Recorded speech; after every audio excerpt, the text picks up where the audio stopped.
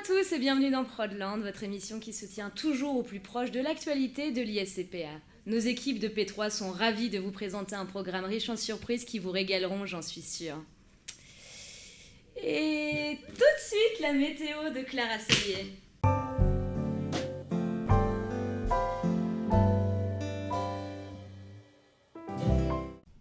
Madame, monsieur, bonjour. Information importante pour la journée de demain. Nous commencerons la journée avec un code 436 à Brest. Les vents seront équilibrés avec un compte 515 à Bayonne. N'oubliez pas bien sûr que comme les comptes s'annulent, vous passerez une très bonne journée puisque quand ça s'annule, ça s'équilibre. L'humidité ensuite. Au nord de la France, nous commencerons la journée avec une immense dépréciation. Et dans le sud de la France, n'oubliez pas la reprise des créances qui soufflera un vent plus chaud. Ensuite, nous continuerons avec le centre de la France et une immense dépréciation ainsi qu'un compte de résultats. N'oubliez pas évidemment de fêter les églantines demain. Une bonne journée à tous et appréciez votre journal. Bonjour à tous, je suis Emma. Et je suis Marie. Et je suis Emma. Et je suis Marie. Ouais. Désolée Marie pour le retard, mais mes cheveux n'étaient pas trop d'humeur.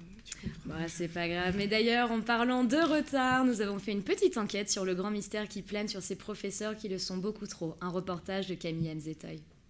Bonjour, nous sommes dans l'école de l'ISCPA où le retard des professeurs est un véritable fléau. Nous sommes actuellement à la recherche d'un témoignage. Oh, attendez, venez avec moi. Monsieur, bonjour. Bonjour. Alors, je sais que vous êtes pressé, excusez-moi, est-ce que vous aurez 2 petites minutes à m'accorder ? Ouais, je suis pressé, mais allez-y. Alors, allez-y, parlez-moi du fléau qui touche l'école en ce moment, c'est le retard des professeurs. Retard, il n'y a pas que les retards, il y a les absences aussi. Ils sont là, ils sont pas là, ils sont... on n'en sait rien maintenant. On est capable de rester 20 minutes en cours, ils nous offrent même pas un petit déj, rien. Enfin, vous croyez que ça se ressent où après ? Ouais, forcément. Hein. Alors, on voit qu'effectivement, il est très en colère. Pouvez-vous dire si ça influe sur l'apprentissage ? Est-ce qu'il y a des problèmes pour votre futur ? Bien sûr qu'il y en a pour mon futur. J'ai payé cette école comme tout le monde. Bien sûr que je vais avoir des manques d'apprentissage. Moi, quand il n'y a pas de prof, j'apprends rien. Et quand j'apprends rien, j'apprends rien. Voilà, c'est tout. C'est A plus B, c'est tout. Vous apprendrez quelque chose ? Alors, dites-moi, on va parler d'autre chose maintenant. Le retard des élèves, qu'est-ce que vous en pensez ? Parce que alors, ça aussi, il faut en parler. Oh là là, commencez pas à me parler du retard des élèves. Moi, je vous parle du retard de prof.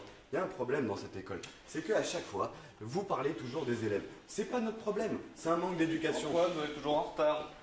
Pardon, monsieur. Donc, comme on peut le voir, l'ambiance est assez tendue. Alors, nous allons arrêter là. C'était un reportage de Camille Anzetoy pour Prodland. Qu'est-ce que serait l'ISCPA sans la filière production ? Nous avons justement en duplex un grand écrivain et producteur qui nous parlera de sa conception en la matière. Friedrich Wegbeder, qu'est-ce qu'un bon producteur pour vous ? Bonjour, je suis heureux de vous répondre en direct de la jungle, car oui, je voyage et malgré ça, même pendant mes vacances, j'ai le plaisir et le bonheur d'informer les nouvelles générations et tous mes fans de ce que je fais, de ce que nous sommes. Et donc, à la question, qu'est-ce qu'un bon producteur ?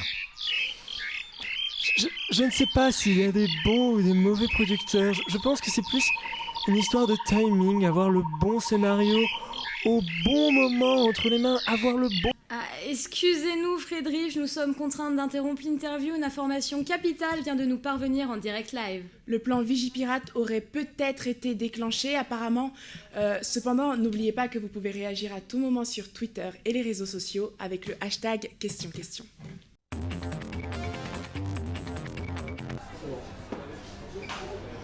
Mademoiselle, contrôle le sac s'il vous plaît. Merci, allez-y. Voilà en effet des contrôles drastiques. Oui, nous vous tenons évidemment au courant de ces opérations. Sans transition, cela fait maintenant 8 semaines consécutives que les candidats du meilleur pâtissier s'affrontent dans une course acharnée pour la victoire. Retrouvons tout de suite un extrait de 2 finalistes. Et vous pouvez réagir en live sur Twitter avec le hashtag Patifight. Ce soir, dans la grande finale du meilleur pâtissier 2015, Clémentine et Michel vont s'affronter pour le titre suprême et tenter de remporter jusqu'à 3 robots mixeurs. La cuisine, c'est moi, reine. C'est moi le boss. C'est quelque chose de très carré, très structuré. Il faut suivre le schéma Kinner culinaire. Depuis le début, moi j'ai tout donné, mais j'ai du soutien. En situation initiale, les ingrédients, le respect des proportions et les ustensiles sont les 3 clés pour une arche parfaite. Alors moi ce que je préfère dans la cuisine, c'est la farine, moi. Ouais, Ils vont devoir réaliser le défi que nous attendons tous, la religieuse. Regarde cet aspect poudreux, cette texture. Les candidats n'ont jamais été aussi proches du but. L'élément déclencheur, pour moi, c'est Oh putain, j'ai mis le sel avant la levure. Oh putain, qu'est-ce qu'on fait, putain. Oh mon dieu, oh mon dieu, oh mon dieu, j'ai mis... Tu vois. Tu vois la chaussure là. Là, on est bien là. J'ai mis le sel avant la levure. Au final, ils seront livrés à eux-mêmes. Cuisiner, c'est comme une partition. Tu vois. Et moi pour ma religieuse, tu vois, j'ai choisi de faire un esprit très très free jazz, tu vois, parce que j'aime le free jazz. Et puis ça me permet de travailler la farine aussi. Tu vois.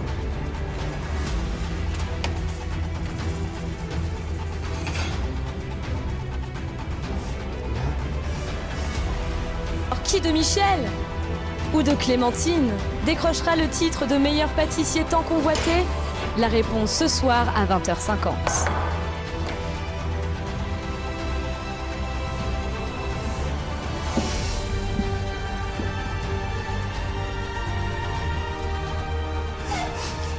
Mais ton gâteau il est bien, regarde. Non mais en vrai, t'as fait un bon gâteau, La farine. Et tout de suite, nous allons accueillir nos invités pour notre débat hebdomadaire avec sur notre plateau aujourd'hui Monsieur Patrick Bongo et Roger Lazac. Bonjour messieurs. Bonjour, merci de nous recevoir. Merci d'être venus. Alors aujourd'hui, nous avons décidé de traiter de l'influence des intervenants auprès des élèves en difficulté. Pour cela, nous donnons la parole à Monsieur Bongo, qui a lui-même été aidé à un moment crucial de sa scolarité et qui maintenant se porte volontaire pour donner à tous. Je vous remercie. Je voulais juste revenir sur l'importance de la cafétéria dans l'établissement. Ah oui, et les petits beignets à la pomme, ils sont pas mal ceux-là. Oui, c'est vrai, ils sont pas mal, mais revenons à notre sujet, les aides sont importantes. Oui, carrément. C'est vraiment très important. La dernière fois, je vous dis, on m'a vraiment aidé pour aller trouver une classe. J'ai trouvé la classe. Mais je suis arrivé, au lieu d'arriver à 9h, je suis arrivé à 10h. C'était pas l'heure, mais c'était presque l'heure. Mais ça m'a convaincu de l'importance de la cafétéria dans l'établissement. Merci. Le spectateur a quand même le droit de savoir, la vérité. De savoir. Ah oui, là, on élude le sujet, mais la cafétéria, les prix sont totalement en baisse. Et ça, vous le saviez pas, vous? Ah non, pas du tout. Vous le saviez, vous? Non, du coup, c'est même bien. Hein? On n'est plus obligé d'aller à Castro. Hein? On reste là bien peinard. Moi, je suis content. Bon, très bien. Cette cafétéria donc est de plus en plus attractive. Si je comprends bien, un espoir pour nos téléspectateurs. Ah oui, carrément. Non, mais je vais simplement dire quelque chose. Hein? Je crois qu'on dérive un peu beaucoup. Pardon? Hein? Oui. Le sujet aujourd'hui, c'est de dire que c'est quoi qu'on va donner comme aide aux élèves. C'est ça qui est important. Et donc, vous avez une expérience avec des élèves dans le besoin. Eh bien... Oui, vous pouvez peut-être témoigner? Ah bon, moi, je peux dire que j'ai eu une expérience avec une élève, comme vous dites, dans le besoin, quoi. Hein. Enfin, vous voyez, genre, le matin, j'étais avec elle. Le soir, je lui faisais un peu chanter l'Ave Maria, comme on dit. Donc, très bien, merci. Il est très fort. Merci, messieurs, merci pour vos interventions. Il est vraiment drôle. Nous devons malheureusement retourner à l'antenne d'urgence. Nous retrouvons tout de suite Friedrich Beckwetter. Importante, et il ne faut pas cracher sur les gens. Et alors donc le tigre, donc oui, ce tigre très drôle qui refusait de suivre mes directions artistiques, c'est très drôle parce que pourtant le tigre est un animal. Nous retrouvons maintenant notre invité Frédéric Bruno qui est venu nous parler d'une maladie peu connue, la maladie du néanmoins. Bonjour Frédéric. Bonjour Monsieur Frédéric. Merci d'avoir répondu favorablement à notre invitation. Merci d'avoir. Nous savons que vous êtes très pris, mais que la cause vous tient beaucoup à cœur. Oui, c'est important, je suis heureux de pouvoir témoigner. Pour mieux comprendre cette maladie, pouvez-vous expliquer votre problème à nos téléspectateurs? C'est un peu difficile. En fait, je suis pris d'un syndrome de reprise de mots de manière assez compulsive qui handicape un petit peu mon quotidien. D'accord. Monsieur Bruno, les étudiants veulent savoir de quels mots parlons-nous? Oui, c'est un peu compliqué. Le mot néanmoins. Pardon.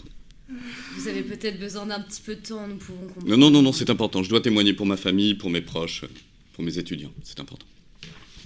J'imagine qu'ils vous soutiennent. Oui, ça doit faire du bien de se sentir un peu épaulé.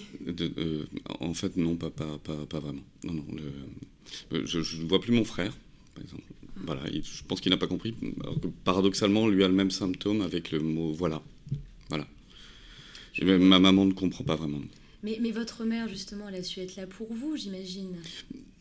Pas vraiment non plus, en fait. Elle m'a abandonné plusieurs fois sur le bord de l'autoroute. Mais bon, j'ai un sens de l'orientation assez développé, donc j'ai pu toujours m'y retrouver. Pardon. Nous allons peut-être vous laisser reprendre vos esprits. Non, c'est important, c'est important que je puisse en parler. Je suis vraiment content de pouvoir témoigner, vraiment. Non. Allons-y. Non, j'ai des choses à dire. Néanmoins. Non, j'ai des choses à dire. Non, s'il vous plaît. Chers téléspectateurs, Merci. veuillez nous excuser pour cet aléa du direct. Tout de suite, nous poursuivons avec un flash info. Retour sur le plan Vigipirate, il semblerait s'alléger de jour en jour.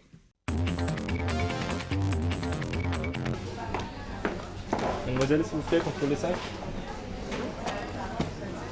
Ok, videz vos poches, s'il vous plaît.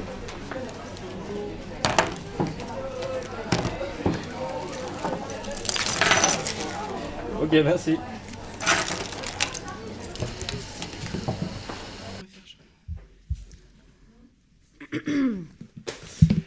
Vous savez que les métiers de l'audiovisuel sont vastes et compliqués.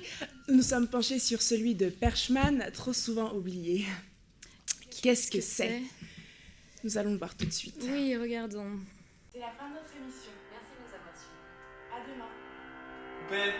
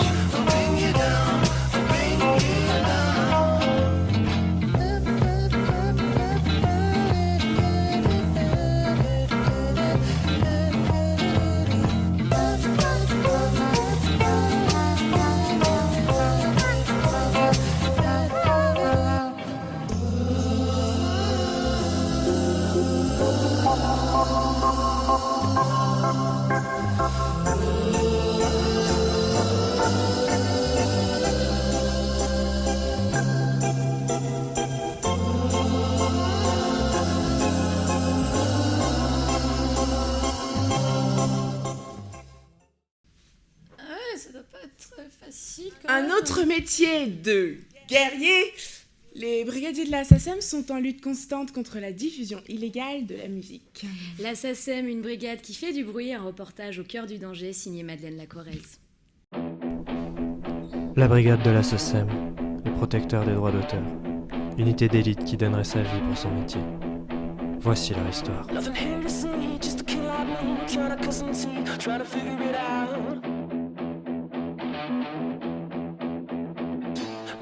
C'est vrai que c'est un métier dangereux pour nous, mais c'est aussi une vraie vocation.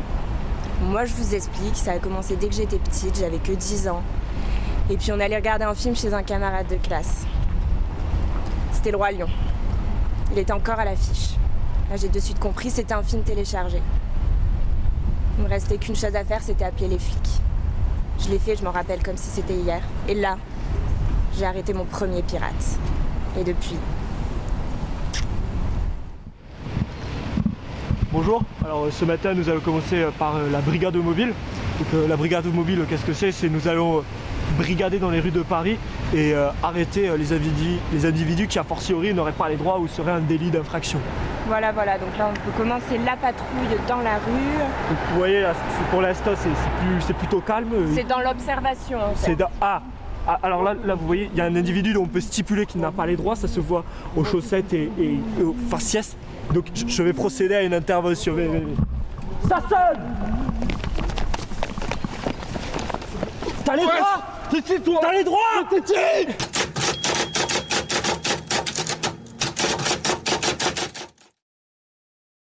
Alors monsieur, vous avez été pris en flagrant délit. En flagrant délit d'écoute de musique téléchargée illégalement. C'est bon, toi arrête là. Maintenant, je vais vous énumérer vos droits.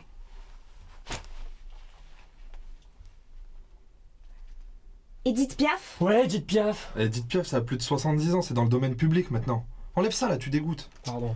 La Reine des Neiges. Ouais, la Reine des Neiges. La Reine des Neiges, c'est ma petite sœur. C'est elle qui écoute ça. Je sais où elle habite, si vous voulez, je vous la balance. Hein. Et le dernier morceau? Madame, vous rigolez, Maître Gims. C'est pas de la musique, on est d'accord. Donc suite à un argument de type implacable, nous avons dû libérer le suspect individu parce qu'il avait raison. Bon là ils viennent de me relâcher de 48 heures de garde à vue. Heureusement il n'y a pas eu de perquisition. Ils ont pas trouvé mon album de Calogero. Aïe aïe aïe. On a pesanteur ma gueule.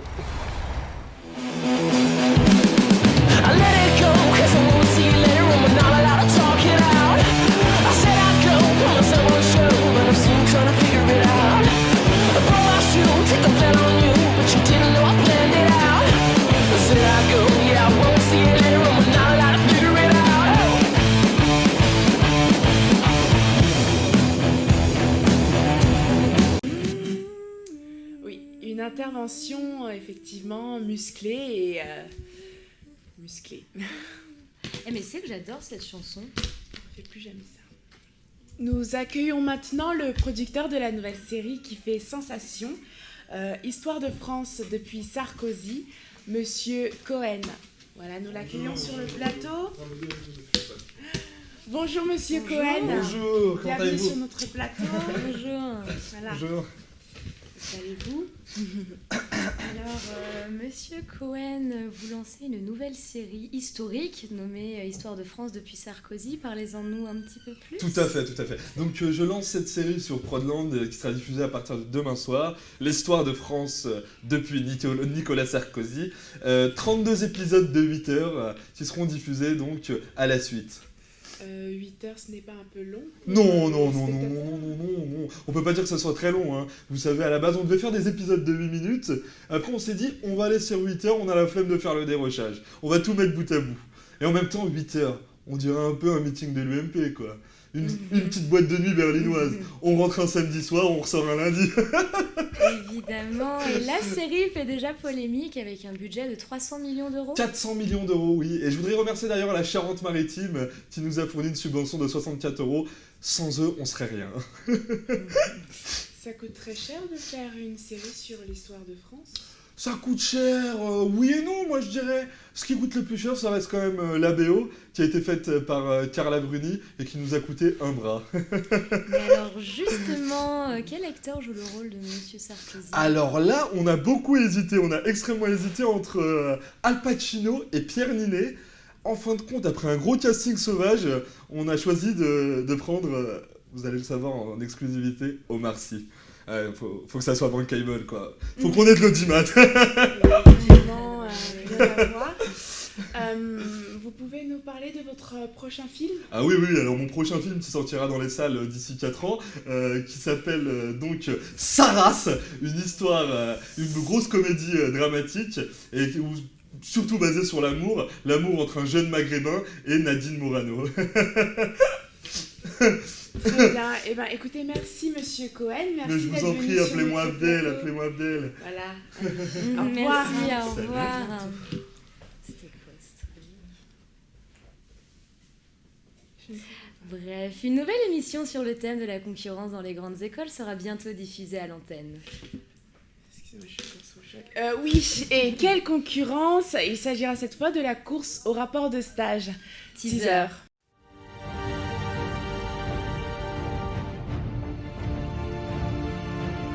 Ils sont 2, mais un seul sera le vainqueur de ce combat. Un combat contre le temps, un combat pour leur vie, un chemin semé d'embûches. Un seul objectif, rendre son rapport de stage à temps.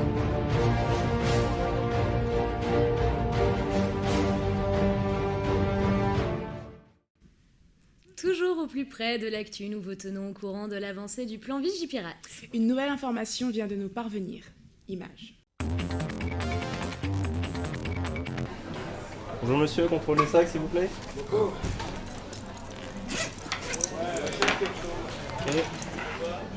Les poches.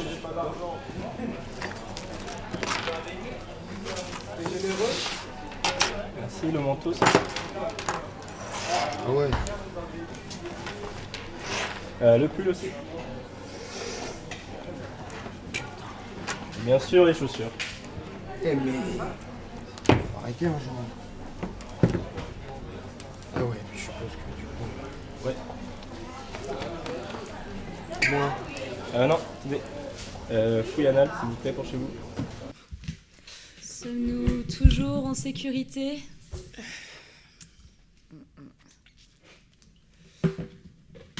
Nous tentons de nous reconnecter en duplex avec Friedrich Wegbeder une dernière fois. Jouer avec nous à la belote le soir. Il était très intégré à l'équipe, mais c'est marrant, sur cette scène, il ne voulait pas. Alors, je suis donc à sa recherche parce que je suis toujours dans la jungle. Et c'était beau, ce tigre. Mais j'ai préféré jouer avec les perroquets qui... Rien d'intéressant. Rien de pertinent. Rien de transcendant. Alors écoutez, c'est maintenant la fin de notre émission. Merci de nous avoir suivis tout au long de celle-ci. Et nous nous quittons en musique avec le nouveau titre Insupportable d'Adèle. Hello, hello, it's me.